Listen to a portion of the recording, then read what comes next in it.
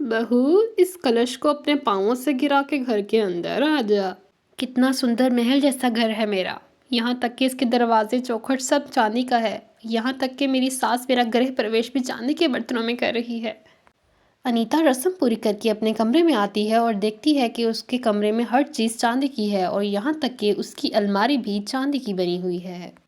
आज तक मैंने अपनी ज़िंदगी में लोहे और लकड़ी की अलमारी बनी हुई देखी है।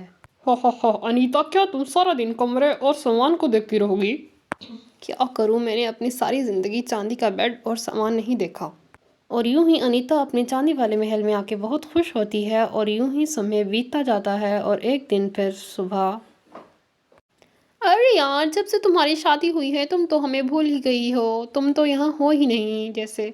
अरे यार, मैं क्या बताऊं, जब से मेरी शादी हुई है मैं बहुत खुश हूँ। मेरा घर चांदी और अलमारी से भरा हुआ है। हर चीज़ चांदी की है। मैं तुझे दिखाती हूँ, मेरी हर चीज़ चांदी की है। बेड, सोफ़ा, जूती, हर चीज़ की तस्वीर भेजती हूँ।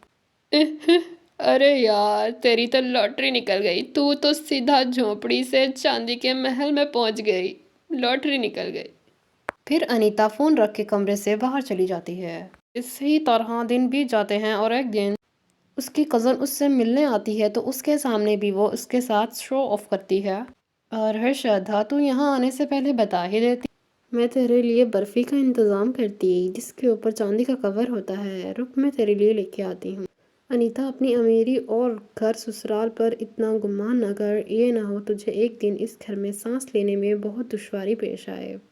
अनीता ये कहकर वहाँ से चुपचाप चली जाती है। और इसी तरह दिन बीतते जाते हैं और एक दिन जब अनीता सुबह काम कर रही होती है तो उससे चांदी के कुछ बर्तन गिरकर टूट जाते हैं। बर्तनों के टूटने की आवाज़ से सास और उसकी जेठानी वहाँ आते हैं और उसकी जेठानी कहती है, अरे यार, जो बर्तन हमने पीछे से मंगवाए थे वो सारे इसने तोड़ डाले। अरे माँ जी, मैं सच बोल रही हूँ, मैंने ये बर्तन जानबूझ के नहीं तोड़े। अरे बस कर बहू, आज से पहले तुमने कभी चांदी के बर्तन और घर नहीं देखा होगा, इसलिए तुम लोगों को कैसे कदर हो सकती है।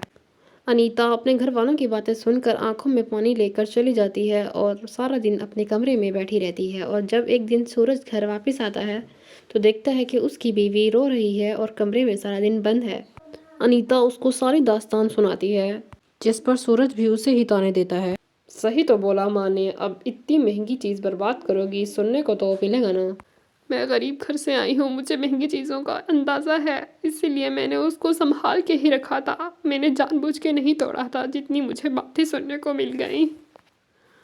अनीता सूरज की बातों से मज़ीद दुखी हो जाती है और इसी दिन दिन गुजरते जाते हैं।